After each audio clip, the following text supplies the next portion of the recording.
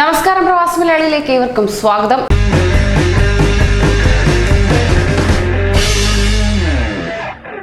Corona virus ബാധ ഏറ്റവും കൂടുതൽ ഗൾഫ് രാഷ്ട്രങ്ങളിൽ സ്ഥിരീകരിച്ചിട്ടുള്ളത് സൗദിയിലാണ്.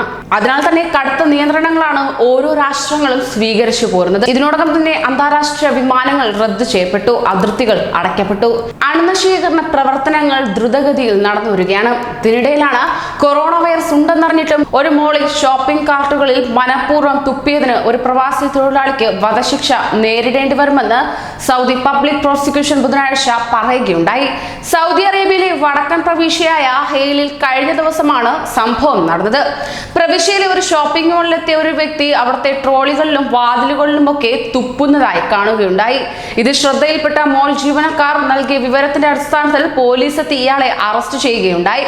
ഒപ്പം കൊറോണ വൈറസിനെതിരെ രാജ്യം പോരാടുന്ന വേളയിലാണ് ഇത്തരത്തിൽ ഒരു പ്രവൃത്തി ഒരു പ്രവാസിയിൽ നിന്നും കാണുകയും ചെയ്തത്.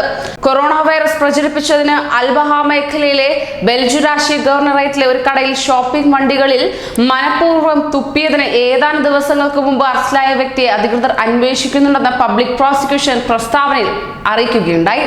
പ്രവാസിക്ക് വധശിക്ഷ നേരിടേണ്ടി വരുമെന്ന് പ്രോസിക്യൂഷൻ വിശദീകരിക്കുകയും ചെയ്തു. ഒരു വിദേശ പൗരൻ എന്നല്ലാതെ ഏത് രാജ്യത്തെ പൗരനാണെന്ന കാര്യം ഇതുവരെ വെളിപ്പെടുത്തിയിട്ടുമില്ല. കസ്റ്റഡിയിലിരിക്കവേ നടത്തിയ പരിശോധനയിലാണ് ഇയാൾ കൊറോണ ബാധിതനാണെന്ന് വെളിപ്പെട്ടത് തന്നെ. തെക്ക് പടിഞ്ഞാറൻ മേഖലയിലെ ബൽജുറാഷി നഗരത്തിൽ താമസിക്കുന്ന ഇയാൾ എന്തിനാണ് ഇപ്രകാരം ചെയ്തതെന്ന വിവരം ലഭ്യമായിട്ടില്ല. ഇങ്ങനെ പ്രവർത്തിക്കുന്ന സമയത്ത് തനിക്ക് രോഗബാധയുണ്ടോ എന്ന കാര്യം അയാൾക്ക് അറിയുമായിരുന്നോ എന്നും വ്യക്തമല്ല.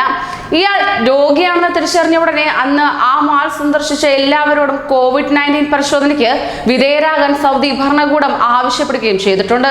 ഒപ്പം അയാൾ വേറെ ഇടങ്ങളിലും ഇപ്രകാരം ചെയ്തിട്ടുണ്ടോ എന്നും പരിശോധിച്ചു വരികയാണ്.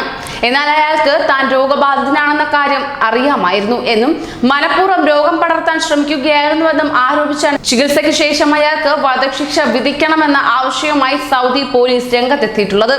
ഇതുവരെ 1012 പേർക്ക് COVID-19 സ്ഥിരീകരിച്ചിട്ടുള്ള സൗദിയിൽ 3 മരണങ്ങളാണ് റിപ്പോർട്ട് ചെയ്യപ്പെട്ടിട്ടുള്ളത്.